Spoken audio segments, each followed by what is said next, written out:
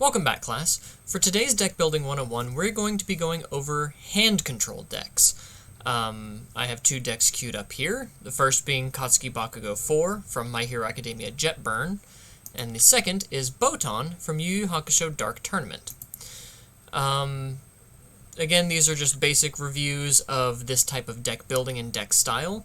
The first is going to be the type of deck that wants to empty your rival's hand completely. Just rip every card out of their hand, which will be our Bakugo deck.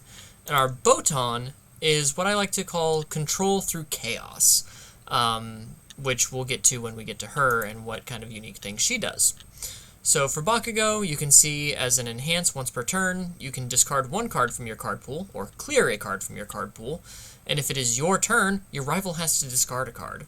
So you clear your own card pool, and you get to rip a card out of your rival's hand. This can be helpful when you have other cards, such as Dire Assault, which you can spend a momentum. If this attack is blocked, your rival discards a card. Or Explosive Rebuke, which allows you to clear a Fury card from your card pool to force your rival to discard a card. Irite Scowl, the fewer cards your rival has in your hand, the better, because if they have two or less cards in their hand, you get to draw. Or cards like Somnambulism, which says you can spend a momentum to force your rival to discard a card. So this is all ways that you can just rip cards out of your rival's hand to make sure they cannot block, and therefore all of your damage is getting through. One of my personal favorite tricks to do with Bakugo is Duplicate Deception Stab.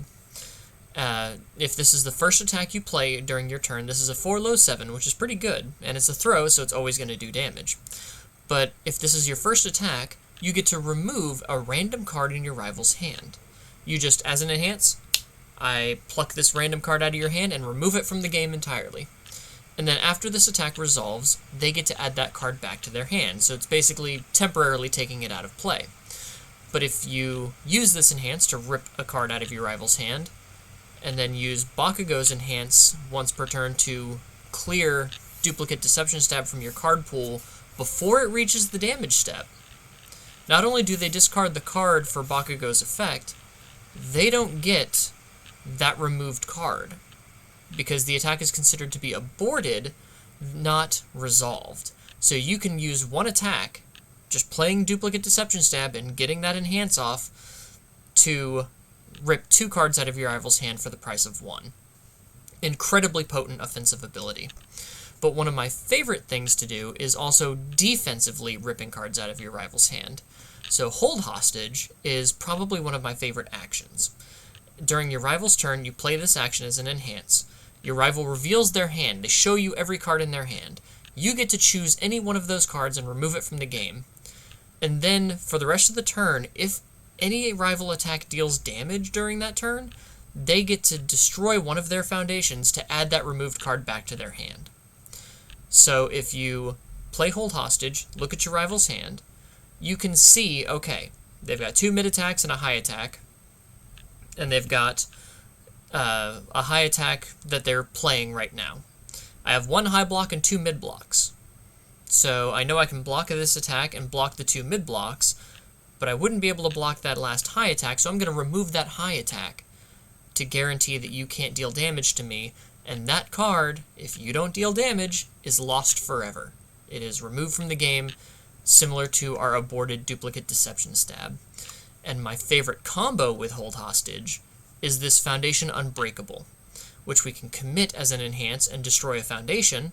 If we block the current attack, it is considered completely blocked. So even if we half block something, if we block a high attack with a mid block, that attack will do no damage unless it's a throw.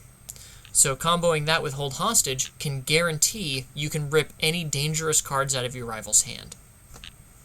We also have cards like Botan's Coaching, which can force our both players to discard a card and draw a card. We have Disarming Glance, because one way to beat hand control decks is to be able to have a lot of draw. But using Disarming Glance and Can't Escape Me, we can prevent our rival from drawing and refilling their hand, aside from obviously their draw step. But they won't be able to draw through effects during attacks, so we can keep chipping away at their hand, and they cannot draw cards back up. And then for cards that take advantage of discard, we have Aerial Recon, which once per turn can ready itself after our rival discards a card during the combat phase. And Pilot of the River Styx has two very potent responses that can only be played if our rival has discarded a card during this turn, which is, as a response, after our attack deals damage, we can force our rival to lose 2 health, which is very powerful considering we're wanting to rip our rival's entire hand out so they can't block our attacks. Or, as a response, we can remove Pilot of the River Styx. After a non-character responsibility is played, we get to cancel it. That is incredibly strong. So that is the basics of a deck that wants to completely empty your rival's hand. You want to just get rid of all the cards, they cannot block, they don't have any defensive actions, and you just punch, punch, punch, punch, and hit as hard as you can. Now, conversely, we have our Control Through Chaos, Botan. She says, as an enhance during our attack, we can force our rival to discard 1 random card and draw 1 card. Now you might be saying, Hermit, they still have cards in their hand. This isn't a hand-controlled deck. Well, the thing about this is, Botan makes it impossible for your rival to sculpt properly. When you're playing on defense, when you're thinking about, okay, do I want to throw that last attack or do I want to hold these blocks? You're usually going to focus on, okay, I've seen a lot of low attacks and a couple of high attacks, so I'm going to keep some high blocks and low blocks. Botan says, I'm going to randomly rip cards out of your hand with every attack I play.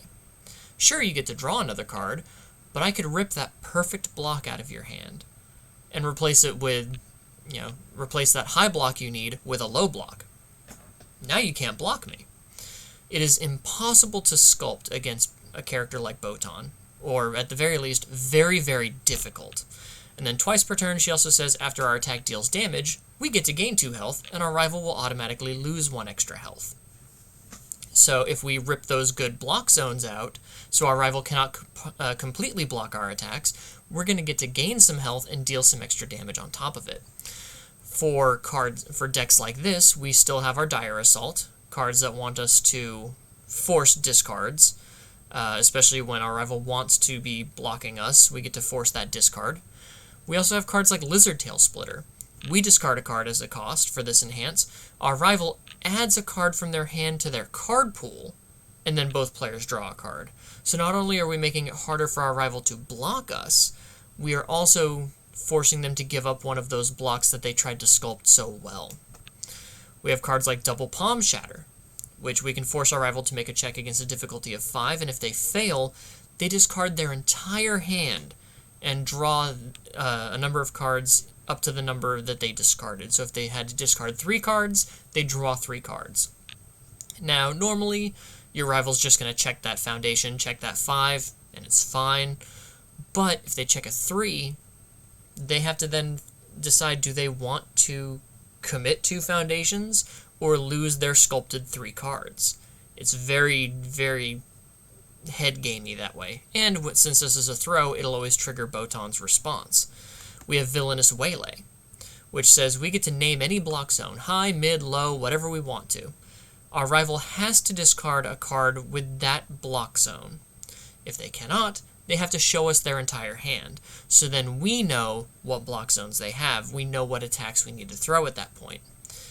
And then we have Bat Strike, which is a great Botan finisher, even though it's our common. If it deals damage, our rival loses X health. X equals the number of cards they've discarded during this turn. So after we've just completely mucked up our rival's hand, screwed up all of their block zones through complete chaos, we can chip on a bunch of extra damage at the end of a string. Action-wise, we have Genkai's Guidance.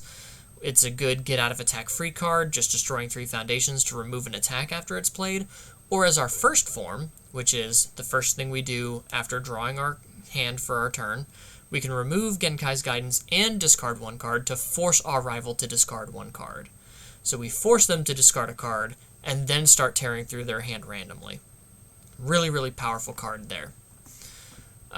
We have, again, foundation-wise, we have Disarming Glance, preventing our rival from playing abilities that draw until after the attack resolves. We have Latent Skill, in order to discard cards to draw cards that we need. We have Botan's Coaching, we have our Aerial Recon, Pilot of the River Styx, and then we have cards like Confession.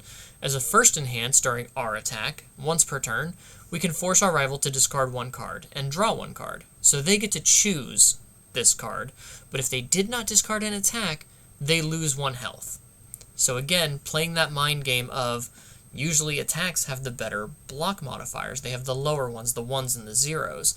So they can either give up 1 health or they can give up a good block. And again, making it really tricky to try to sculpt against a character like Botan, who's going to control through chaos, which I think is really fun and just maddening to play against.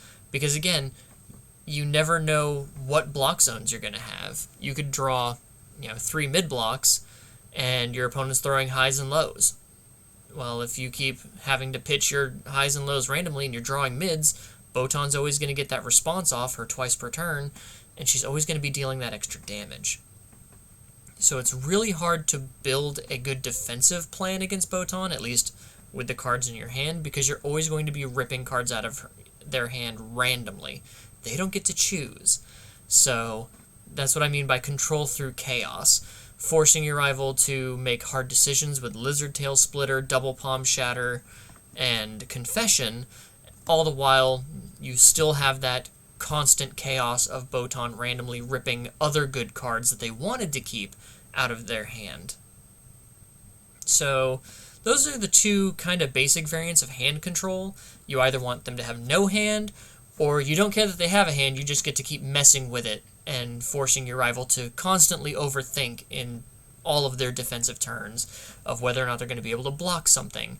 If this is like, okay, I have a mid block, I can partial block this, but if I know you're going to be throwing a mid attack at me, do I want to keep this and hope you don't randomly discard it from my hand with Botan on your mid attack? It just adds in a little extra layer of thinking that your rival has to do. And sometimes putting that extra layer of pressure could be enough to help you win games by forcing your rival to make mistakes, or sometimes luck's just not on their side. So that is the 2 basics of different hand control variants that you could play in Universus. Obviously, I'm sure there are other characters that can force discards or random draws, stuff like that. But these were the 2 that came prevalently to mind for me when I thought of building hand control decks, and they're the 2 I wanted to share with you guys. So if you thought that these were enjoyable, please like the video. If you found this informative, please like the video. And if you found the whole Hermit School of Universus and Deck Building 101s helpful, please consider subscribing. I do have videos coming out at least twice a week. That's kind of the steady pace I try to keep, but sometimes it's more, sometimes it's less, depends on what's going on in personal life. Life finds a way. But yeah, if you guys have any questions, please leave them in the comments, and I will see you in the next one. Take care, guys.